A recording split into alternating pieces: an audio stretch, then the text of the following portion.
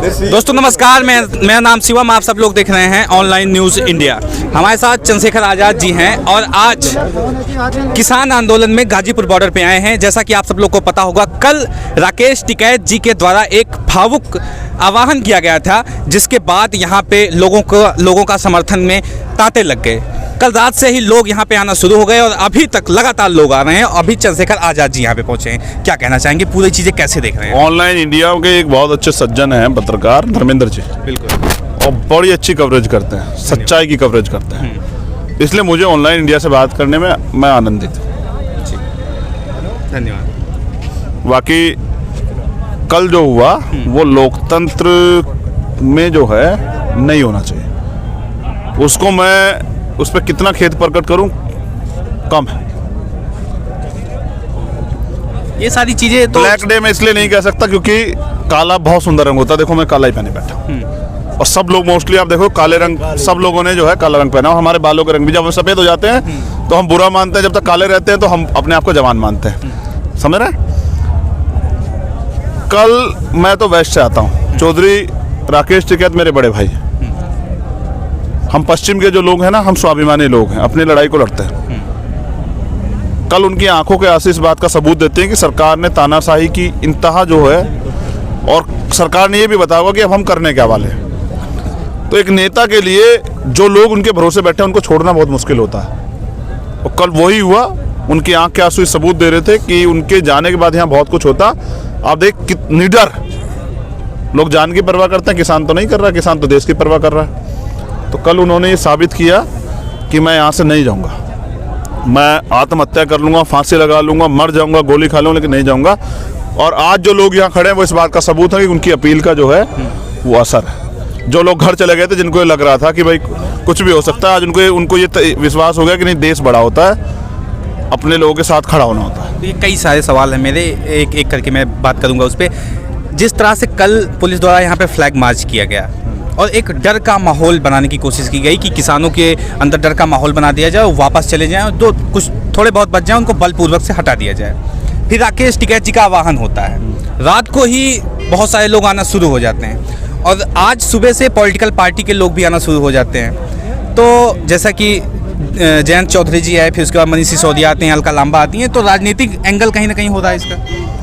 देखो, मैं तो राजनीति जो है ना वो वहाँ बैरिकेडिंग के बाहर अपनी गाड़ी में रखा है। समझ रहे? मैंने पहले यूपी में मेरा पहला चुनाव होगा, आप समझ रहे? इन सब चीज़ों की फिक्र नहीं है। जो आया है समर्थन देने, उसका धन्यवाद करना चाहिए। क्यों? क्योंकि वो इस लड़ाई को सपोर्ट करता है। यानी कि ये साबित होता है कि चाहे वो किसी भी पार्टी में, लेकिन उसके अंदर किसानों को लेकर दर्द है। आप समझ रहे हैं? तो ये मैं क्या कह रहा हूँ, मैं क्या राजनीतिक, अभी मेरी बात पूरी नहीं हुई। तो राजनीतिक एंगल की बात ऐसी है कि अगर अपने लोगों के हक के लिए लड़ना राजनीति है तो वो करनी चाहिए, ठीक है। लेकिन अगर विपक्ष के लोग ना बोलें तो भी मुसीबत, आप समझ रहे हैं? तो भी लोग कहते हैं विपक्ष बोल नहीं रहा है, और अगर विपक्ष के लोग बोलें तो राजनीतिक एंगल आ जाता है। इन सब चीज़ों से दरकिनार करके हमें सोचना चाहिए कैसे ये आंदोलन कामयाबी की तरफ जाए और कैसे जो है किसान सह सम्मान अपनी मांग को मनवा के वापस कर जाए। ये तो ठीक है आपकी, लेकिन अगर बात को देखा जाए कहीं ना कहीं विपक्ष अपनी भूमिका सही तरीके से निभाता तो क्या नौबत यहाँ तक आनी चाहिए थी? अब मैं जब विपक्ष नहीं था, मैं नहीं कह सकता। जब से मैं आया हूँ तो मैंने बहुत सारे लोग सक्रिय कर दिए हैं कि जिनसे बात भी करना पसंद है तो उनकी आवाज़ भी उठानी पड़ती है। समझ रहे? मैं अपनी जिम्मेदारी निभा रहा हूँ एक क्रांतिकारी होने के नाते, एक देश का नौजवान युवा होने के नाते। मुझसे युवाओं को सीखना चाहिए कि वो हक की लड़ाई को लड़े। तो मुझे इन सब चीज़ों से फर्क नहीं पड़ता विपक्ष क्या कर रहा है। विपक्ष कौन है? अन्नदाता से बड़ा कोई विपक्ष है क्या, बताइए? किसी की औकात है कि 60-65 दिन आंदोलन कर ले खुले आसमान में? और कौन सी सुविधा दे रखी है यहाँ? अपने ट्रैक्टर ट्रॉली में रहते हैं और कल तो खुले आसमान में सोए हैं। इससे बड़ा विपक्ष कोई होगा? जनता विपक्ष है और कोई हिम्मत नहीं उठा पा रहा है। सरकार से डरते हैं, गोली मार देंगे, मुकदमे लगा देंगी। मैं एनएस से झेल के आया हूँ, 16 महीने रहा हूँ, लाठियाँ खाई है मैंने 5 लाख लोग इकट्ठे किए थे जब रविदास गुरुघर तोड़ दिया गया था। तो मैंने लाठियाँ खाई है और मैंने ये कल ये भी पता लगा 26 के आंदोलन में कि किसी भी आंदोलन को बदनाम करने के लिए किस तरह सरकार अपने लोग भेज के जो है आंदोलन की धज्जियां उड़वाती है और जन समर्थन को कम करती है। चलिए, ये तो एक चीज़ हो गई, लेकिन जिस तरह से अब भारत की राजनीति पलट रही है, जैसे हमारे देश के राष्ट्रपति पलटे, अच्छा तो यही है। बिल्कुल, जैसे हमारे देश के राष्ट्रपति जो हैं वो उन्हें प्रथम नागरिक का दर्जा दिया जाता है और हर पार्टी उनका सम्मान करती है, लेकिन कल उनके भाषण का बायकॉट बहुत सारी पार्टियों ने कर दिया। वो भाषण आज ही था जी जी, उनका जो अभिभाषण था आज ही था। जी, बायकॉट कल किए थे। तो इसको, इन सारी चीज़ों को कैसे करें? मैं क्या कह रहा हूँ, लोकतंत्र में विरोध जो है वो लोकतंत्र का सम्मान है। विपक्ष नहीं होगा तो सत्ता तानाशाह हो जाएगी। आज विपक्ष भूमिका अदा नहीं कर रहा, तभी सत्ता तानाशाह होगी है। किसानों ने विपक्ष जिंदा कर दिया, अन्नदाता ने देश में लोकतंत्र की सही परिभाषा, संविधान की सही परिभाषा पढ़ा दी है देश के राजनेताओं को भी, इसलिए विरोध करना पड़ रहा है। और अब ज़्यादा दिन ये नहीं चलेगा, अब जनता जाग रही है। इसी वेस्ट जो समझ रहे ना, ये जो हमारे भाई खड़े हैं तमाम, इन्होंने ही बनाई थी सरकार। अच्छा, ये आप सुनिए पहले, अरे मेरी बात सुनिए, इन्होंने ही बनाई थी सरकार। मुजफ्फरनगर समझ रहे हैं, हमारी एकता को ऐसे चकनाचूर किया गया षड्यंत्र करके, क्योंकि दंगा कभी नहीं होता, नेता कराते, किसी नेता का बच्चा नहीं मरता दंगे में। हमारी एकता टूटी और उसके बाद ये सरकार बनी। और मुजफ्फरनगर में कल की एक कॉल के बाद 2 लाख लोग इकट्ठा हुए, जाति धर्म सब चीजें पार रख के अपने लोगों के समर्थन में। अब आप देखना, ये देश में परिवर्तन की आंधी चलेगी। 21वीं सदी जो है वो किसानों की, वंचितों की, शोषितों की, गरीबों की होगी। गरीबी नहीं है देश में, नेताओं के घर जाके देखो, गरीबी नहीं है। गरीबी इसलिए बनाई गई कि लोग अगर सोचे सब लोग खुशहाल होते तो आज इस आंदोलन में कितने लोग होते। लेकिन कुछ लोग ऐसे हैं जिनको सुबह मजदूरी पे जाना पड़ता है, तब उनके बच्चों के पेट में रोटी आती है, वो भी आना चाहते हैं। अगर आप ये, हम लोग कल से कैंपेनिंग चलाएंगे कि सब अपने घर पे पोस्टर लगाएं कि किसानों के समर्थन में है या नहीं है।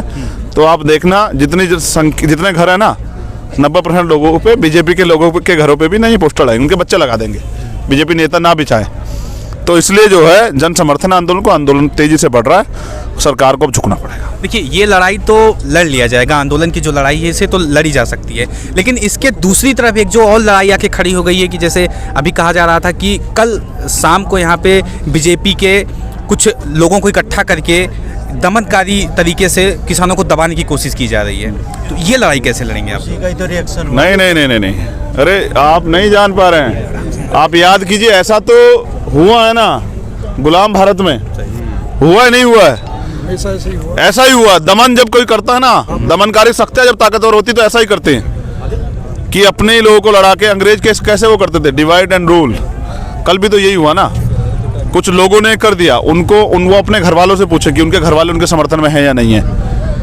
ये दमन जो है ना, ये दमनी क्रांति का आगाज है और इस दमन से क्रांति पैदा हुई। आज क्रांति की मिसाल यहाँ है कि आप देखो, कल जहाँ 200, 400, 500 लोग थे, आज वहाँ लाखों लोग हैं। देखिए, ठीक है, जो यहाँ पे कल करने की कोशिश की जा रही थी वही आज सिंघू बॉर्डर पे हुआ। और जिस तरीके से फिर उसके बाद मीडिया में नैरेटिव जनरेट किया गया कि किसान एक तरह से उपद्रवी हो गए हैं, पत्थरबाजी कर रहे हैं, पुलिस को लाठीचार्ज करने की कोशिश, लाठीचार्ज करनी पड़ी, तो कहीं ना कहीं नैरेटिव चेंज कर दिया। मैंने वीडियो देखा। देखिए, हमारा बहुजन मीडिया बहुत मजबूत है, समझ रहे? हमारे किसानों के पेज, नौजवानों के जो है लाइव, वो बहुत मजबूत है, उनके आगे उनका नैरेटिव नहीं चल रहा है। मैंने खुद देखा, पत्थरबाजी कर रहे थे, RAF साइड में खड़ी थी, पुलिस साइड में खड़ी थी, सिंघू बॉर्डर पे, हमने खुद देखा। कोई फर्क नहीं पड़ता है। सवाल ये सरकार, बहुत सवाल हो गए, मैं क्या कह रहा हूँ, बहुत सवाल हो गए। आज की बात करते हैं। आज हम लोग यहाँ एकजुट हैं, साथ खड़े हैं। आज लड़ेंगे, कल लड़ेंगे। ये तानाशाही सरकार है तो कल कोई और सरकार, वो भी तानाशाह हो सकती है।